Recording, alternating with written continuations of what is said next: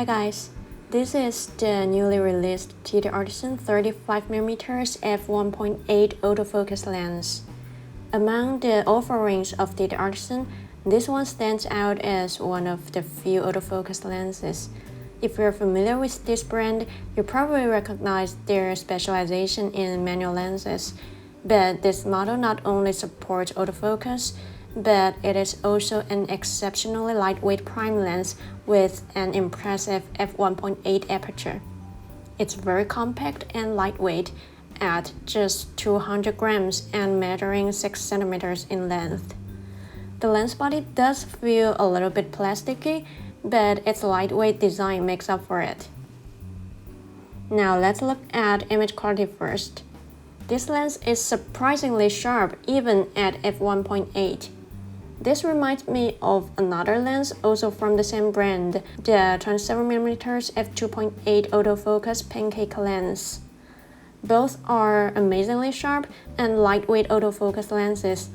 The photos shot wide open remain highly usable, and as we step down, the images become even crisper.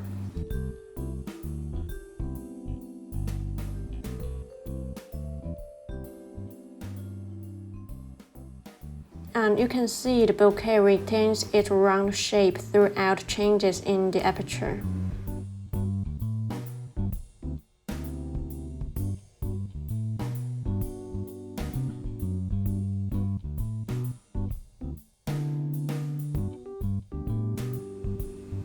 As a fast f1.8 lens, you don't have to worry about its low light performance. When shooting on a night street with street lights, I can always keep the ISO number under 1000. This lens is an ideal choice for nighttime street photography.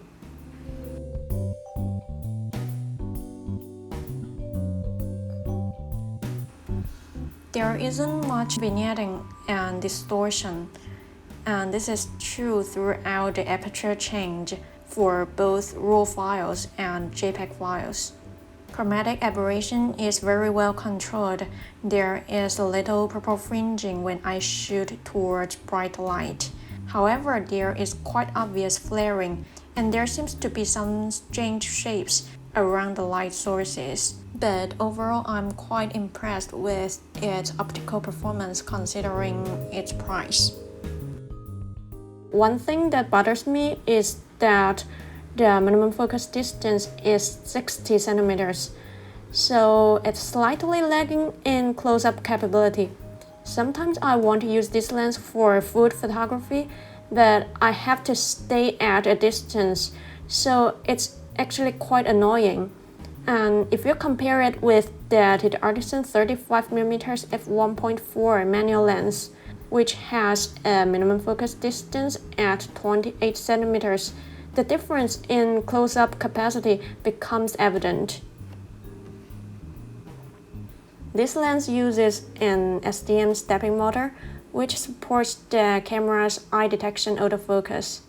It's pretty fast, but it does haunt a little bit from time to time.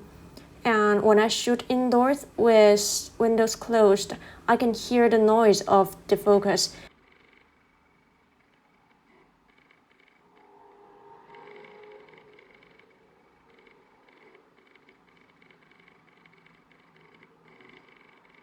So it could be a little bit annoying during video shooting, but if you're shooting videos outdoors with the environmental sounds, it probably won't be a problem for you.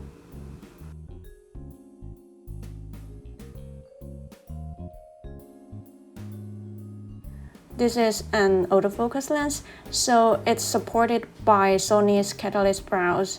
The dry raw data will be recorded for stabilization in post-processing.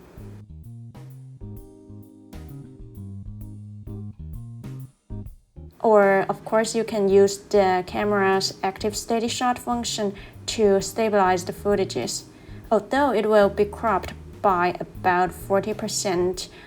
But since it's a 35mm lens, even after cropping, the angle of view remains relatively manageable for video shooting, and the stabilization effect is pretty good.